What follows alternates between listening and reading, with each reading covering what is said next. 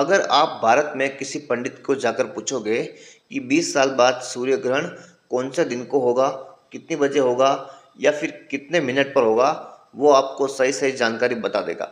मतलब बिना किसी यंत्र, बिना किसी मशीन के वो 20 साल बाद होने वाले सूर्य ग्रहण या चंद्र ग्रहण की जानकारी आपको बता देगा। आखिरकार कैसे संभव है? उसके पास कोई मशीन नहीं, कोई यंत्र नहीं, केवल एक पंचांग रहता है। उस पंचांग के आधार पर आपको सारी जानकारी दे देता है, वो भी बिल्कुल सटीक।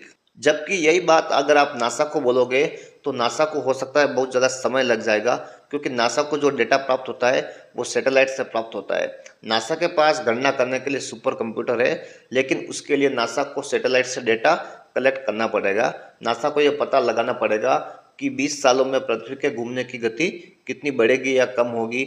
जो भी डेटा होता है उसके आधार पर नासा कैलकुलेशन करके बता सकता है कि 20 साल बाद सूर्य ग्रहण कौन से दिन को होगा, कितनी बजे होगा। लेकिन आश्चर्य की बात यह है, भारत में किसी भी कोने में बैठा एक पंडित केवल कुछ ही समय में यह गणना करके बता देगा कि 20 साल बाद सूर्य ग्रहण कौन से दिन को होने वाला है, वो भी बिल्कुल सटीक जानकारी के साथ। अगर आप इस जानकारी को नासा की जानकारी से मिलाओगे तो आपको इसमें एक सेकंड का भी फर्क नहीं मिलेगा। आखिरकार एक पंडित के पास केवल पंचांग होता है, उसमें कुछ पेज होते हैं, उस पर जो लिखा हुआ होता है उसके आधार पर वो गणना करके बता देता है।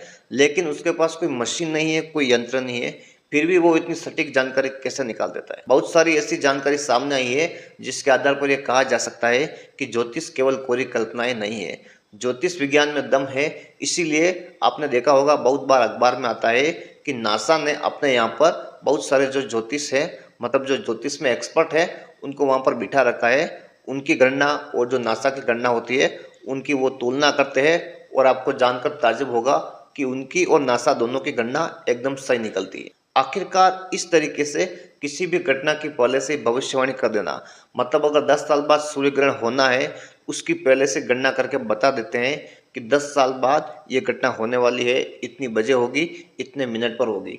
आखिरकार ये कैसे संभव है? इनके पास कोई मशीन नहीं है, कोई यंत्र नहीं है, फिर भी ये गणना करके कैसे बता देते हैं? आपको पता होगा जब रूस यूक्रेन युद्ध शुरू नहीं हुआ था तो उससे पहले बहुत सारी ऐसी गणनाएं थी जिनके आधार पर यह कहा गया था कि आने वाले समय में पश्चिम या फिर जो पश्चिम एशिया है उस साइड बहुत सारे युद्ध शुरू होने वाले हैं। मतलब एक साथ बहुत सारे युद्ध शुरू होने वाले हैं, और इसकी तिथि भी लगभग अप्रैल के आसपास बता दी गई थी। आपने देखा होगा उस पंचांग का स्क्रीनशॉट लगातार वायरल हो रहा था। उस पंचांग में ये बताया गया था कि आने वाले समय में रूस, यूक्रेन और जो यूरोप के देश है उनके बीच में युद्ध शुरू हो सकता है। आखिरकार उस पंचांग की जो घटना थी, मतलब उस पंचांग ने जो बताया था बिल्कुल सही निकला, और रूस और यूक्रेन जो युद्ध हुआ था पूरे विश्व ने देखा। इस आधार पर यह कहा जा सकता है कि ज्योतिष विज्ञान पूरी कल्पना नहीं है, लेकिन जो भविष्यवाणी करता है वो किस आधार पर करता है। मतलब आपको पता होगा ज्योतिष जो होता है पूरे पंचांग पर चलता है। पंचांग होता है वो काल गणना पर आधारित होता है, लेकिन जो काल गणना करते हैं ये किस आधार पर करते हैं इसका तो वही लोग बता सकते हैं जो इसमें एक्सपर्ट हो। लेकिन ज्योतिष विज्ञान की जो ताकत है उसको कम आंकना हमारी गलती होगी, क्योंकि ज्योतिष विज्ञान ने बहुत बार ऐसी भविष्यवाणी की है, वो भी गणना के आधार पर। आखिरकार ये ज्योतिष विज्ञानी था जिसने पहले ही बता दिया था कि जो पृथ्वी है वो 365 दिन में एक साल पूरा होता है। आखिरकार ज्योतिष विज्ञान ने बहुत समय पहले ये बता दिया था कि नवग्रह होते हैं और ये ग्रह सूर्य के चारों ओर चक्कर काटते हैं।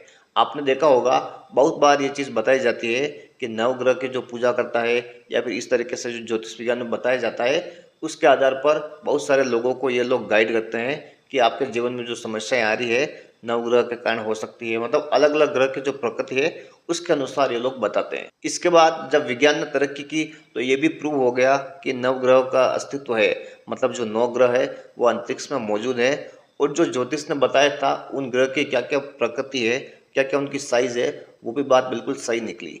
ज्योतिष विज्ञान ने यह भी बताया कि पृथ्वी से सूर्य की दूरी कितनी है, पृथ्वी सूर्य के चारों ओर चक्कर काटती है। जो भी सारी बातें थी ज्योतिष विज्ञान की जो बातें थी वो बिल्कुल सही निकली। इसका मतलब ज्योतिष विज्ञान में बहुत कुछ ऐसा है जो हमें अभी तक नहीं पता। आज भी ज्योतिष विज्ञान को इग्नोर किया जा रहा है, लेकिन ज्योतिष विज्ञान की ताकत को भारत में ऐसे बहुत सारे लोग हैं वो देख चुके हैं। आज भारत में ज्योतिष विज्ञान के नाम पर बहुत बड़ी बड़ी कंपनी खुल चुकी है, जो भारत के लोगों को ही नहीं बल्कि विदेशों में जो लोग हैं उनको भी ज्योतिष विज्ञान के आधार पर मार्गदर्शन प्रोवाइड करती है। मतलब ज्योतिष विज्ञान को जो लोग हल्के में ले रहे हैं वो बहुत बड़ी गलती कर रहे हैं। अगर ज्योतिष विज्ञान का सही उपयोग किया जाए तो हो सकता है बहुत सारी समस्याओं का समाधान इसमें किया जा सकता है। अगर आप भी ज्योतिष विज्ञान में इंटरेस्ट रखते हो तो आप कमेंट करके ज़रूर बताइए। अगर ये वीडियो आपको अच्छा लगे तो वीडियो को शेयर करना, चैनल को सब्सक्राइब करना। धन्यवाद।